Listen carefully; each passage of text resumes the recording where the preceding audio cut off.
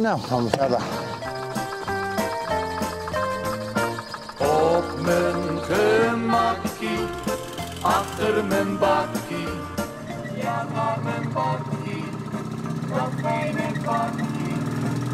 Luistert zelf de PTT. Dommelvla, hè? Roos, ja, rood. Maar wel een mooie verschijning zo. Heel veel. Ja, heel veel. En vooral hier in de Skwartewald. Nou, ik ben blij dat jij hier een beetje ronde rijdt met blad. En nou, ik vind het tof dat jij met een karretje daarachter rijdt. En ja, zulke soort dingen allemaal.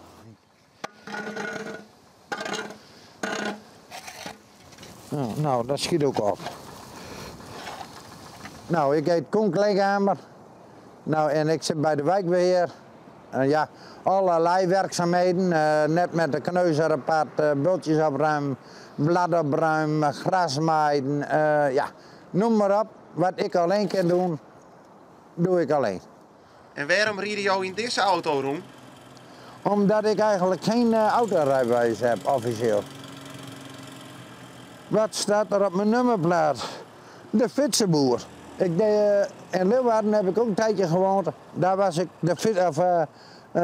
handel ik een beetje in fietsen voor mensen met een kleine beurs. Ja, die kon dan een fiets kopen voor een paar centen.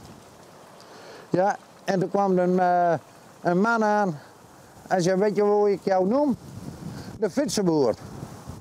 Nou, een tijdje later komt diezelfde man weer daaraan met een nummerbord.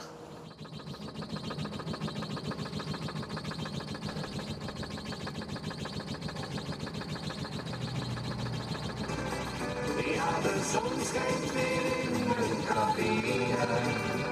Hey zomer, waar bleef je nou? Ik kom zo in naar jou, Margarita. Is weer zomertijd. Heb ik altijd muziek hoor? Vrij vaak wel, ja. Vrij vaak wel, ja. Ja, ik ben zelf DJ en soms weer op internet. Ja, en ik hou van Nederlandstalig. Ja, Engelstalig, ja. Van vroeger weer wel, maar dat lawaai van tegenwoordig vind ik niks meer aan.